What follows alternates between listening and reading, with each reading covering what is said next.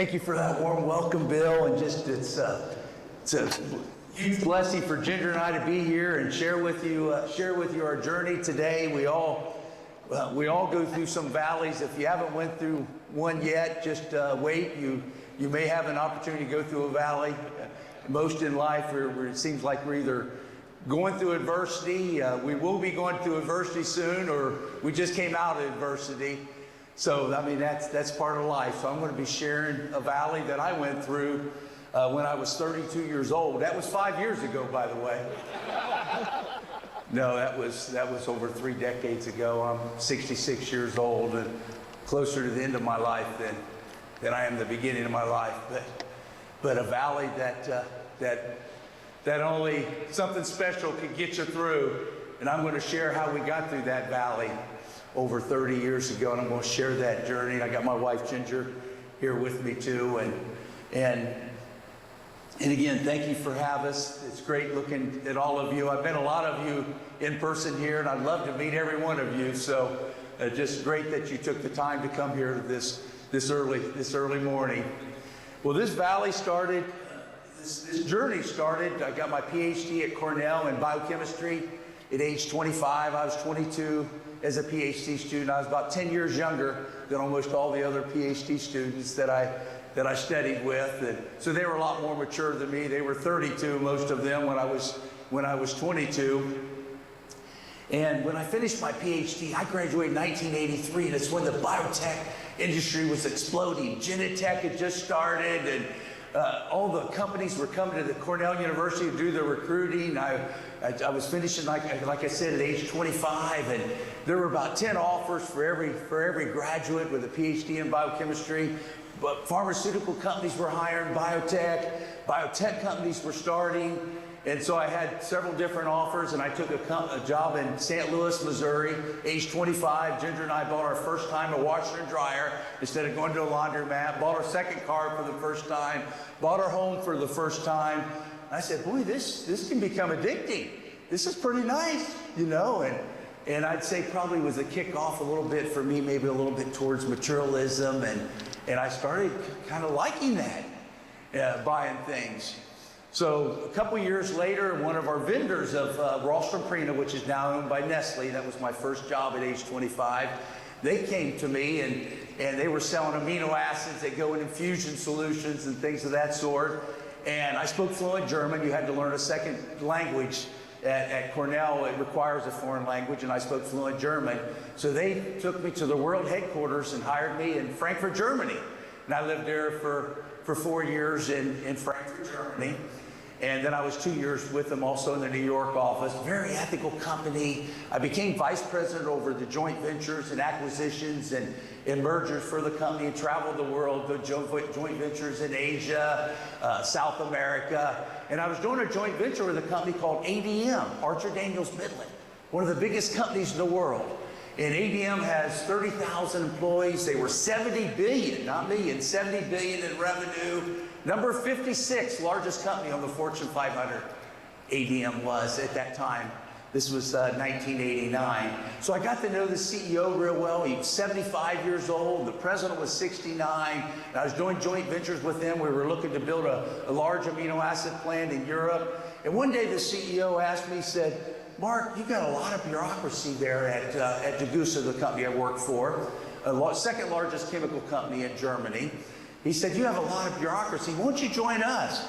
And I spent about 30 minutes telling him about there's no way I'd ever leave this company. I'm 2 years in New York, 4 years in Germany. There's no way I would ever leave. And then he asked me, what do you earn? And this is when Deutschmark still existed. This is before euros. So I had to kind of calculate Deutschmark to US dollar, and I told him that. And he said, well, I'll give you that, your base salary, but I'll give you 10 times that in bonuses. Not double, 10 times that. And I said, where do I sign? After I spent 30 minutes telling him there's no way I'd ever leave. So I went from Frankfurt, Germany to Decatur, Illinois, became the divisional president of the biotech division. ADM, the largest producer of ethanol in the world, 70% of the world ethanol. And we had products like lysine and a lot of food additives that would go in your foods. Ethanol would be the only thing that wasn't a food additive. ADM, one of the largest food additive companies in the world. So I joined him, divisional president and corporate vice president of the company. Number 4 executive out of 30,000, because I knew the CEO pretty well over a couple of years. So I was number 4 executive at age 32 out of 30,000 employees. And the ones above me were double my age. So I thought, boy, I just been here a few years here. I'm the next COO, then eventually the next CEO of the 56th largest company in America, the 90th largest company in the world. 70 billion in revenue and 30,000 employees. So that's what I kept thinking at that point. And a couple years there, well, first off, I want to mention the first week, October of '89, the CEO came back to my office and he said, Mark, the 7 top executives each get their own jet. You're number 4. So I was given a Falcon 50, assigned 2 pilots to me. This was my first week working there. I can tell you, I was Justin Bieber before Justin Bieber. I said, look out, Bon Jovi, here I come. I had blonde hair blowing in the wind and all that back then. You know, I was 32 years old, full of myself. And so he gave me a plane. My 3rd week he came back. He said, Mark, you moved your family from Germany yet? And I said, well, we're talking to realtors. We're looking at homes. My wife wanted to wait till the school year ended in December. This was October of '89. That way our 3 children finished the school year, then we'll move them over to Decatur, Illinois from Frankfurt. So we're looking at homes. He said, why don't you buy my home? The CEO said. I said, well, tell me about your home. He was 35 years. The CEO of ADM, 35 years, a billionaire, owned 5% of a $70 billion company, the largest single shareholder of the company. But he said he wanted to move something smaller since he was 75. So I said, tell me a little bit about your home.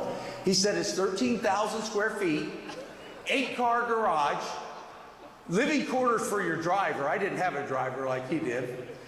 Horse riding stables with an inside arena where your kids can ride horses in the winter, 15 acres. So I'm hearing all this. I'm 7 years, 7 years from when I graduated from college. I said, that may be a little bit too much house for me, but I appreciate you talking about it. And he said, nonsense. I'll give you a startup bonus today. My 3rd week there, by the way. I'll give you a startup bonus today. He said, I own all the banks in Decatur. Decatur's 80,000 people that live in Decatur, and there's 30,000 work for ADM. He said, I own all the banks. I'll make a call and give you a good interest rate. Looking back, we probably should have went to prison for that deal. Being a publicly traded company. Looking back, that was the start. At that point, I thought, boy, this is the start of my success. If there's a heaven, this is it, I'm thinking. But it was really probably the start of my downfall. So I bought his home. He gave me a huge bonus my 3rd week working there. I bought this 13,000 square foot house with 8-car garage. And what's a 32-year-old do with an 8-car garage that's full of himself? You fill it up.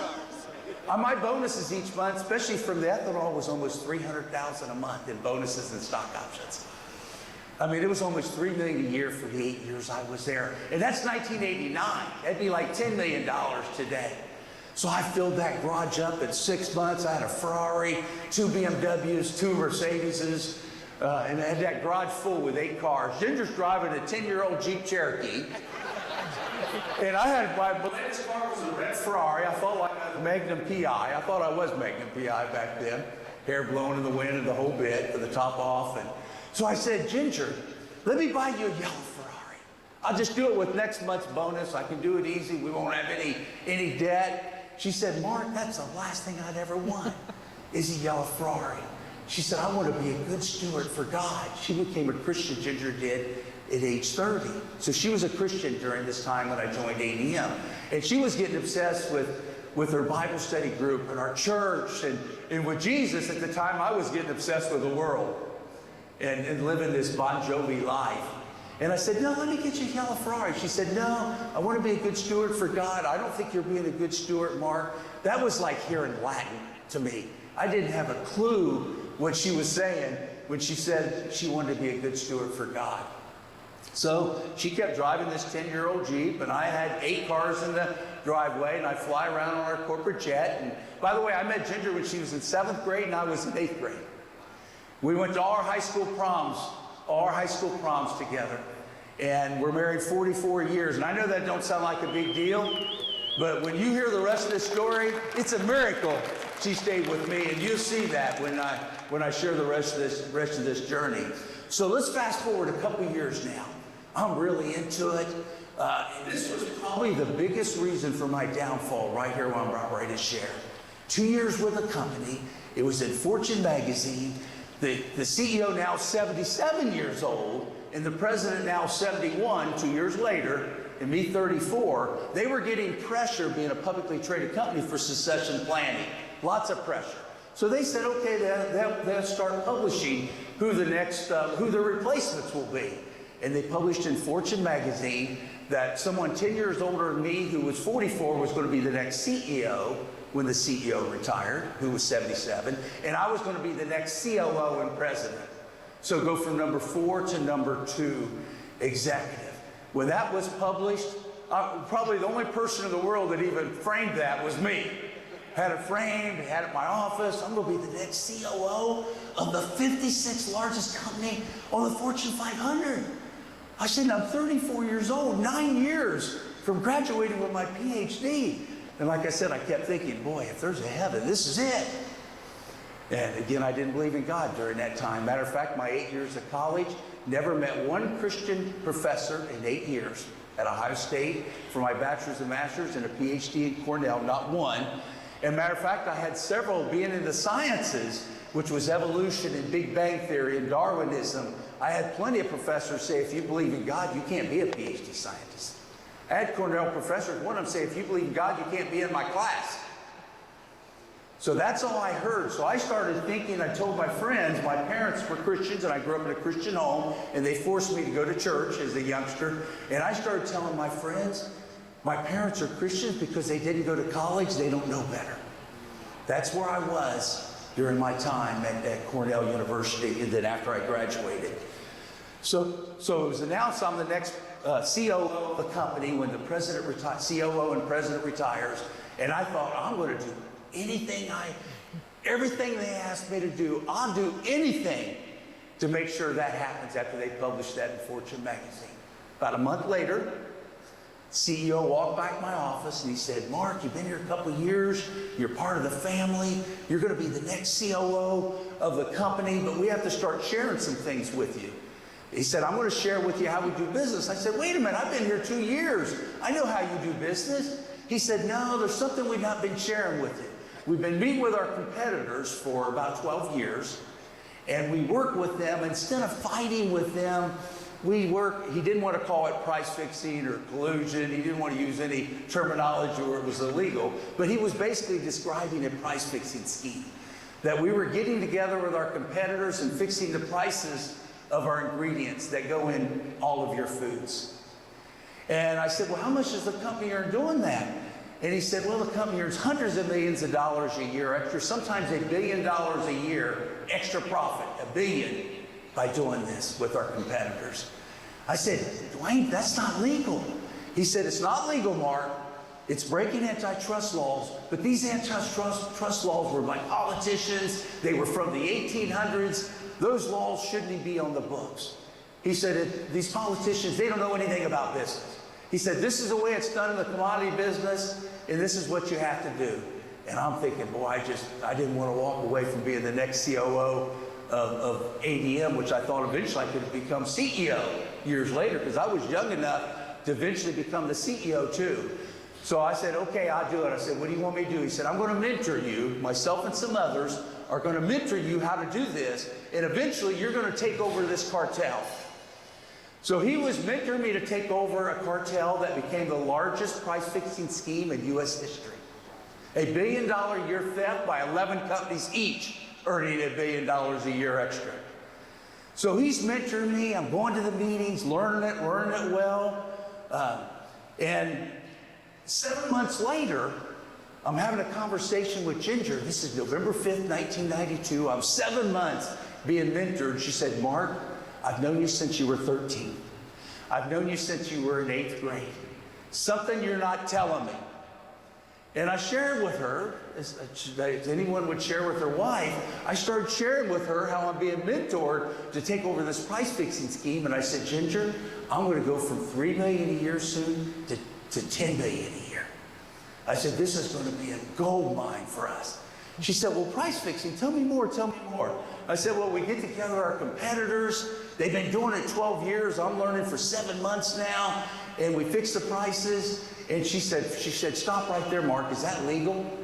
I said, it's not legal, but everybody does it. This is the way business is done in the commodity business. I started using the same excuse our CEO told me.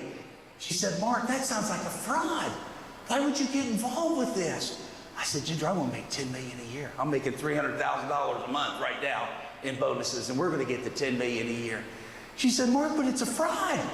It's illegal. You're stealing from people around the world. She said, who pays for this extra $1 billion the company earns? I said, basically, the consumers pay it. Everybody goes through the grocery store. They buy $50 worth of groceries. They pay $4 or $5 extra. That's it.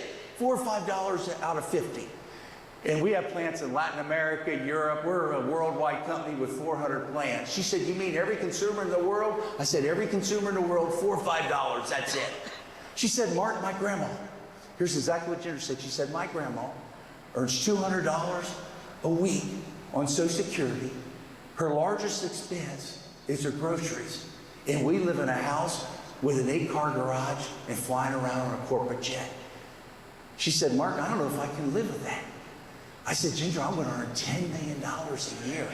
Our CEO's a billionaire. Eventually, when I'm that age, I could be a billionaire too. She said, Mark, who cares about being a billionaire? She said, I'd rather have a 2,000 square foot house, have 2 Fords in the driveway, and have my husband back. She said, you are addicted to this success and this drive that you have and materialism and the mansion that you have to have and the jet. She said, this is an addiction, Mark, and the only way from this addiction is God. I said, Ginger, God don't exist. I'm a PhD scientist from an Ivy League university, one of the youngest PhDs ever graduated from Cornell, and I'm telling you, God don't exist. She goes, Mark, I'm telling you, you're wrong. God exists. I have a personal relationship with Jesus, and I can tell you he exists, and you are missing out on the best part of your life. I said, Ginger, what can be better than what I have? Name any other 34-year-old that has what I have. She says, Mark, you have an empty life. You have a void in your heart the size of Grand Canyon. You think you have it all, but that's an empty life. I said, Ginger, I can't imagine doing anything else but what I'm doing, and I got to do this. She said, well, she was going to go pray about it, and we talk about it later. When Ginger told me she was going to pray about it, I knew I was in trouble. There is nothing that ever turned out good for me when Ginger went and prayed for something outside. So she was gone for a couple hours in her study, and she came back, and she said, Mark, God led her to a decision. And I said, well, what kind of decision? What kind of decision God leads you to? She said, God led me a decision to turn me into the federal authorities. I said, Ginger, you turn me into the federal authorities, I could go to prison for breaking antitrust laws, several year sentence. I said, our CEO is a billionaire. He will totally destroy us. Totally destroy it. He's best friends with President Clinton. He flew to President Nixon's funeral on President Clinton's plane. He's on the phone 2 or 3 times a month with President Clinton. He's going to pay for most of President Clinton's library. I said, he'll destroy us. And she said, you know what, Mark? My CEO is bigger than your CEO. My CEO is Jesus. I said, Ginger, I can't see Jesus. I can't feel Jesus. I can't hear Jesus. I can't talk to Jesus. But our CEO lived in this home right here for 35 years. He lives 7 miles down the road, and he's going to destroy us. She said, God will protect us. I know he will. We're going to do it today, and I've got some things in motion, and we're meeting with the FBI today. I don't know how many of you went and told the FBI and told them you're stealing $1 billion a year, but it's an interesting reaction. I mean, that phone reached Janet Reno, the Attorney General, Louis Freeh, the Director of the FBI, became the largest price-fixing case in U.S. history, started by my wife, Ginger, a stay-at-home mom raising 3 young children. Started by Ginger. So we're sitting in front of the FBI, and the FBI said, what are we here for?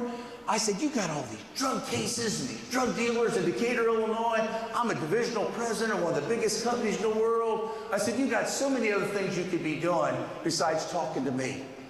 And he said, what are we here for? And I said, you got all these drug dealers. in Decatur. I kept saying that over and over. And he said, well, how much money's involved that we're here to talk about? And I said, again, you got all these drug dealers in Decatur, Illinois. I don't feel safe here. That's your job. Keep us safe. And Ginger said $1 billion. He said $1 million. He said no. Ginger said no, $1 billion fraud. $1 billion fraud? And then he said, how long has this been going on? I said, you got all these drug dealers? In Decatur, I did that line 5 times. It didn't work, by the way. And I said, you got all these drug dealers in Decatur? And Ginger said, it's been going on 12 years. He said, 12 years, $1 billion a year fraud? She said, yes. But my husband's only involved 7 months, and I'm forcing him to tell the truth here today. Then I tried one more time. You got all these drug dealers? He said, well, we need to talk about this. We talked 4 hours.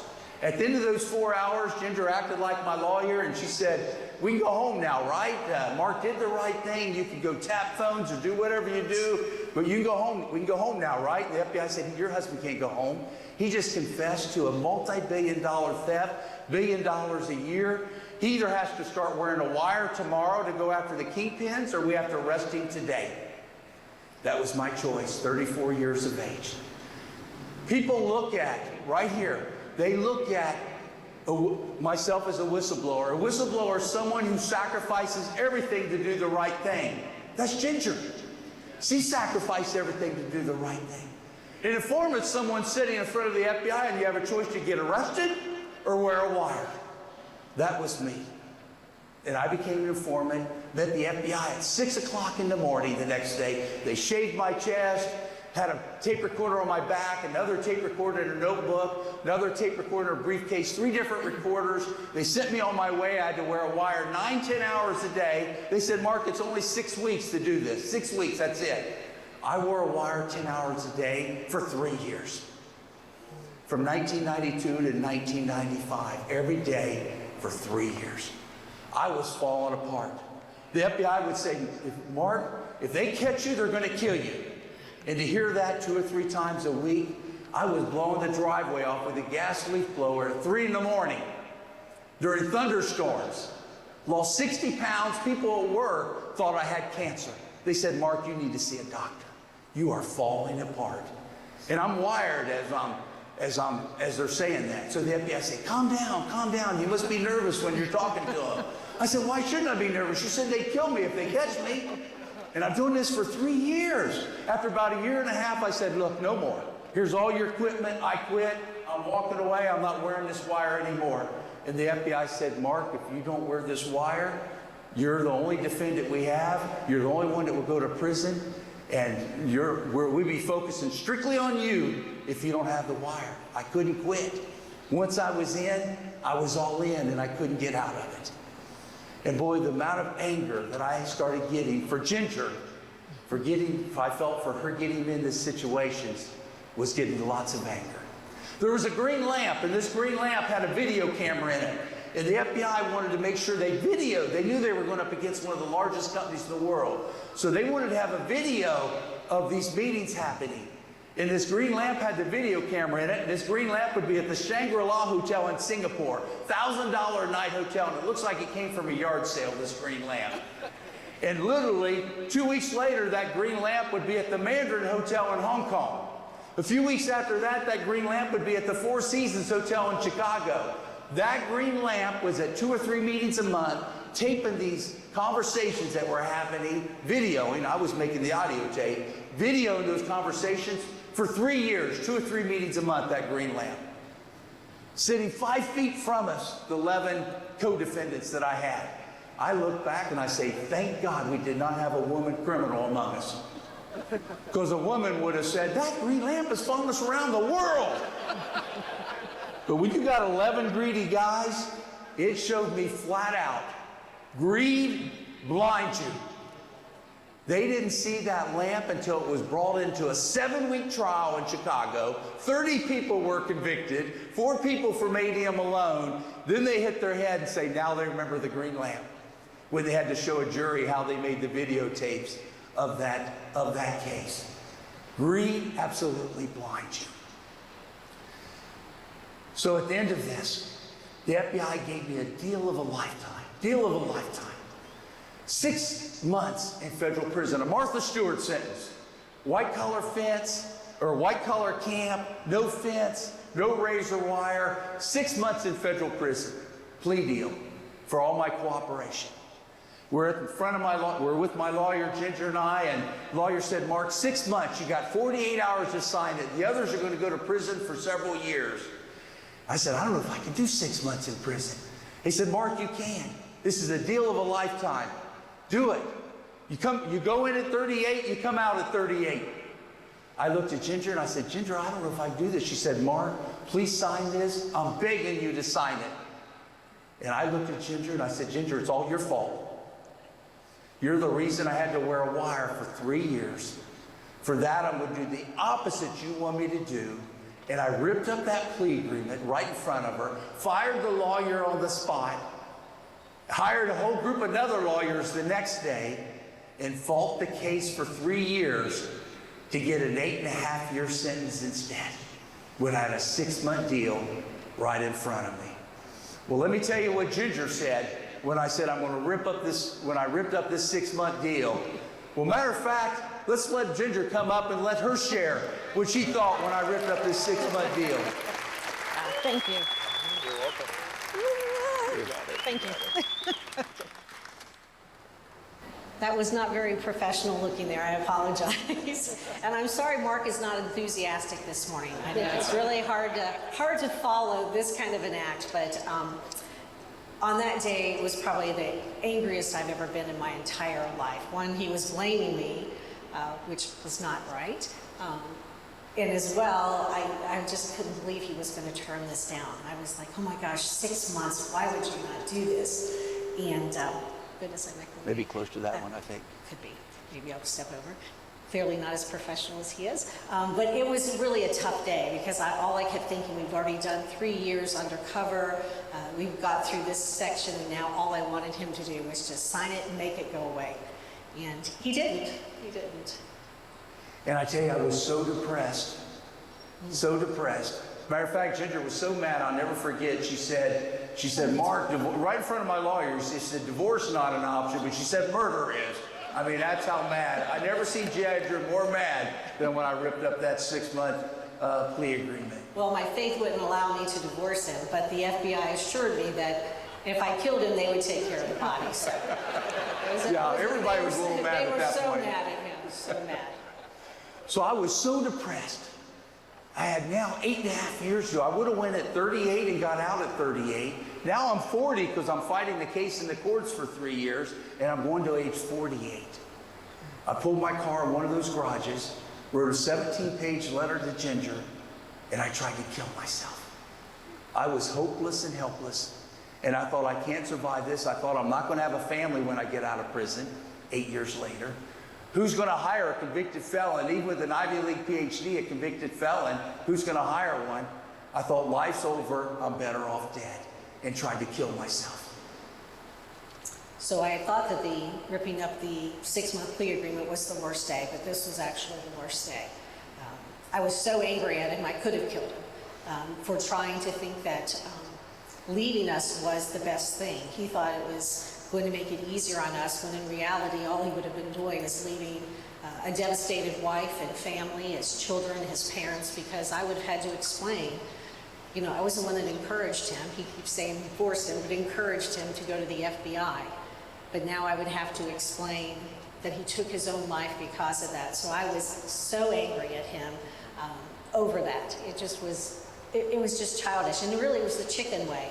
As far as I wanted to tell him, it was very chicken that he was going to take the easy way out and leave me to explain to everybody and leave that hole in our family that he was so important there, but he was going to leave a huge hole. But I wanted to be dead. I just couldn't imagine 8 years. And then I thought the mistakes, I could have went 6 months, a Martha Stewart sentence. Now I'm doing 8 years. I thought, boy, look at all these mistakes. I can't survive this.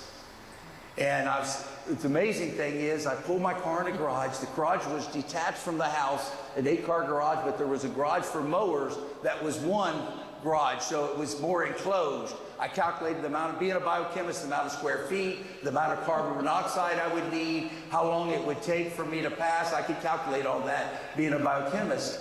And I calculated I would start trying to kill myself at about 6 o'clock, and then by 7 o'clock I would be passed.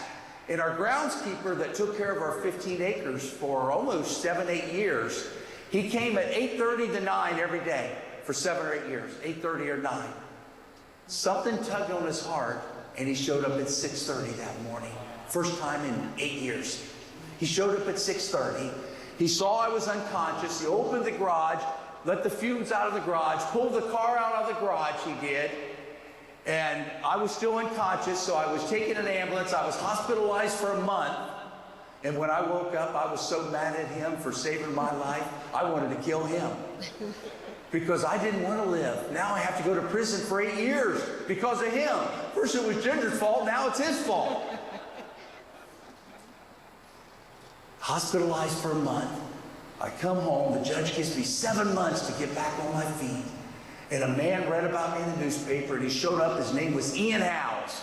He showed up on my doorstep, and he said, Mark, prison's going to be the beginning of your life, and you're going to find your true purpose in life with the journey you're ready to start. I'm thinking, this is the craziest thing I've ever heard. I'm 7 months from going to prison. This is September 1997. This is 7 months before I'm going to prison for 8 years. I ran back in the house. I said, Ginger, there's somebody on the porch that's crazier than I am. She said, that can't be. I said, he said this is going to be the beginning of my life, not the beginning of this is not the end of my life. And I said, he said, I'm going to find my purpose in my life. Ginger fell to her knees in tears, and she said, thank God. God sent somebody. She said, thank God, God sent somebody. And Mark, I beg you go out and listen to this man. She said, Mark, I've been praying for you for 10 years. And your parents have been praying for you your whole life. And you haven't listened to us. And I pray you go listen to this man that God sent. He was part of a group called CBMC, Christian Businessmen Connection. And he said he had a study called Operation Timothy, and he was going to take me through it and introduce me to God. And I said, Ian, I went to church with my parents. I've been going to church with Ginger and my kids. I know God. I go to church. He said, Mark, I'm not talking about going to church. I'm talking about a personal relationship with Jesus Christ. And he started taking me through Operation Timothy, book 1. And it started giving me hope. And he started sharing with me how God sent his only son, Jesus, to die for my sins. And Jesus died a horrific death on a cross for my sins. And he said, Mark, you will have life eternally. You will. Life eternally. We go through Mark, Matthew, Luke, and John, the 4 Gospels. You will have eternal life, Mark. All you have to do is believe in God and believe Jesus died for your sins and then resurrected 3 days later. And it just started giving me so much hope where I didn't want to take my own life. But I only had one block. I had 8 years of college telling me there's no God. And some of that at Cornell University. And I just couldn't erase that so easily. I couldn't erase it. 8 years of college. And then my second week in prison, a man named Ian Howes, by the way, spent 6, 7, 8 hours a week with me for 7 months. Pouring his life in me. He had 5 children himself. He did. His wife, a lawyer. And he spent 7, 8 hours a week pouring into me through Operation Timothy. And first time I had hope in many years with the journey we were on. And then my second week in prison, a man named Chuck Colson showed up. Chuck Colson was the White House counsel under President Nixon. And he went to prison in the 70s for the Watergate scandal. He became a Christian in that journey. He was 32, White House counsel, in office right next to Nixon. He was reading my article about me in Washington Post. And he said he was 32, White House counsel. He was 40 by the time he was in prison at $20 a month. And I was in prison at age 40.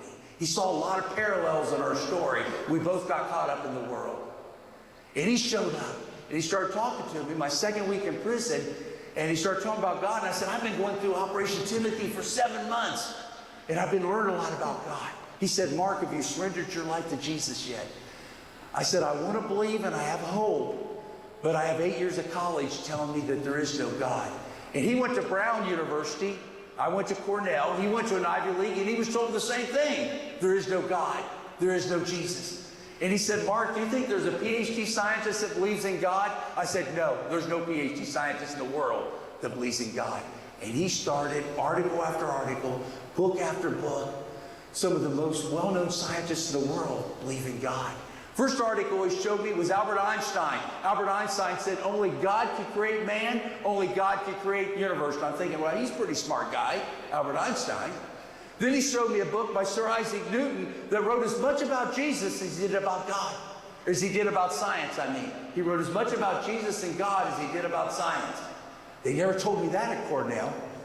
Then he showed me Francis Collins, who discovered the human genome, was a believer, believed in Jesus. I thought, boy, they never told me that at Cornell. Then he gave me a book by Don Byerly, B-I-E-R-L-E, a PhD scientist in Minnesota. And Don Byerly wanted to prove, he was an atheist, wanted to prove to the world that God did not exist. He wanted to be the front page of Time magazine to write this article. He studied it for 10 years, and he wrote a book, Surprised by Faith. God exists and Jesus is the Son of God. After this PhD biologist studied it for 10 years. I finished that book. It was June 4th, 1998, my 3rd month in prison. I got down on my knees at 2 in the morning. I had a concrete floor, no longer a 13,000 square foot house. I had a concrete floor, a locker, and a roommate. And I got down on my knees and surrendered my life to Jesus. And I thought, Jesus, how can you be a scientist and not believe in God with all the evidence I've just seen? And it changed my life forever. I turned 41 the month earlier, and it changed my life forever. And then I looked, I said, well, Chuck and Ian said I would find my purpose in my life through this journey. So I started taking other guys in prison through Operation Timothy. And then I also helped many of them get their GEDs, and I helped Spanish guys learn how to write better, read better. Those 8 years of prison were the most productive years of my life, because the first time in my life I was helping somebody else besides myself. I learned what a servant leader was, because all I knew was being a selfish leader for 40 years. And I learned how rewarding it was to be a servant leader, and it changed my life forever. I became a free man in federal prison. And I was in prison to that life of greed and materialism before I went to prison. That was prison. I became a free man my first year in federal prison, and it changed my life forever. Yes, praise God. Praise God on that one. And it was amazing to see the change in Mark. I mean, I would come to see him in prison, and he would, every weekend, if it's only your fault, it's the FBI's fault, it's ADM's fault, it's the gardener's fault. And finally to come one weekend, and he's like, I'm sorry, it's my fault. It was just like, who are you? What has happened? And then he went on to tell me how he had given his life to Jesus, and it was like when you have that prayer answered that you've been praying for 10, 12, 13, 14 years, you just know that God is so good and just amazing in that. And he is a transformed man. The man of Mark of ADM would not be standing here talking to you guys.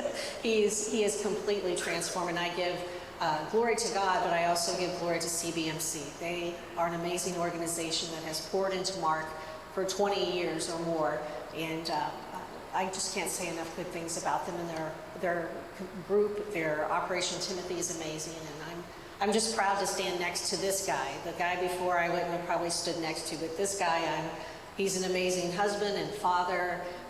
He's an amazing friend to so many people, and that's all because of Jesus. It's just transformed his life.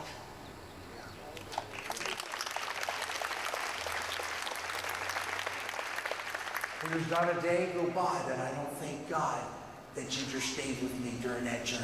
Divorce rate 78% if you go to prison. 99% if you serve 5 years and longer, divorce rate. I had less than a 1% chance and married 44 years. It's a miracle that our marriage survived. Our 3 kids, I got to know them in prison, know what grades they were in. I spent 20 hours a weekend with them in visiting room, and our relationship grew like it's never grown before. They're all older than I was now, even then when this case happened. And I tell you, the fact they love me today is a miracle of God. Companies, when I was in prison, started bringing biotech companies, brought their patents for me to evaluate, keep my mind active. And I was evaluating patents and helping them improve patents when I was in federal prison. 4 of those companies gave me an offer the day I got out of prison. Now, I started like the level right out of college when I joined a biotech company in California. Started all over at age 48. 4 promotions, I became the COO of a cancer research company, a biotech company in California. And I chose a company with a Christian CEO because I didn't want to fall on the trap of greed that I was before. And I was COO of that company for almost 10 years. And I'm still on their advisory board still today. And then I joined CBMC National, the very group that reached out to me. And I was national director for 4 years and COO for 4 years. And able to help equip other men to be godly leaders and integrate faith in their work. In the last 5 years, I've been with Coca-Cola Consolidated. I believe CBMC prepared me for that. As you know, we're a purpose-driven company, a faith-friendly company. Our purpose statement is to honor God in all we do by serving others, pursuing excellence, and growing profitably. Yes, Coca-Cola Consolidated, God in our purpose statement. We have 104 plant sites, a chaplain at every plant. Bible studies, dozens of Bible studies and prayer groups and mentoring and discipleship ongoing. And I'm so blessed to be part of that company. And I believe CBMC helped prepare me for that, how to integrate faith in our work. So the last 20 years, I've been in this faith at work movement. And we have what's called T-Factor, where we trained other leaders how to integrate faith in their work. And we do that with Coca-Cola Consolidated, where we train almost 3,000 leaders we're taking through T-Factor just this year alone in 9 different events, in person and virtual. So God has so blessed us to the point Ginger and I look back and we say, Ginger says it often, thank God Mark didn't sign that 6-month plea agreement. He would have never listened to Ian Howes and Chuck Colson with a 6-month plea agreement. She said, God, thank God he got 9 years where he got to know God. I think 2 years would have been enough, by the way. But I agree 6 months would not have been enough. I would have not listened. As Ginger said, I would have came out the same greedy man I went in with a 6-month plea agreement. So God has so blessed us through brokenness. I thank God today for brokenness. Thank God for brokenness. I never learned anything in my successes, but I learned plenty in my brokenness, and I thank God for it today. The companies that we stole from helped take care of my family financially. And like Tyson Foods and Procter & Gamble and Purdue Farms and the ingredient purchasers, they end up taking care of my family. Coca-Cola in Atlanta almost for 9 years, 8.5 years, they took care of my family. The people I stole from took care of my family while I was in prison. The victims of the price fixing case. Miracle of God. And Coca-Cola Consolidated, using sweeteners from ADM in some of our beverages, and Gold Peak Tea and so on, I basically worked for a company I stole from 30 years ago. Vice President of Culture and Care of a company I stole from 30 years ago. Only God. Miracle of God. Only God could do that. Only God could take a life from ashes to beauty. And I thank God every day for second chances and having a second chance. And we're going to close in prayer, and I'm going to pray the prayer I prayed on June 4th, 1998, 25 years ago, when I invited God into my life. And if you'd like to invite God into your life, please pray along with me in silence. And if you have God in your life, please pray along with me in silence to re-energize, renew your relationship with Him. But I'm going to pray the prayer that I prayed on June 4th, 1998. Let's pray. Father, I am a sinner. Father, I've made a train wreck of my life. I've made mistakes that I can't imagine others making, Father. Just mistakes that are monumental, Father.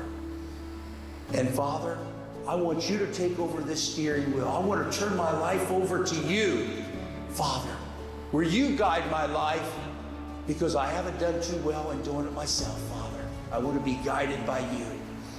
Father, I know you sent your only son, Jesus, to die a horrific death on a cross for my sins.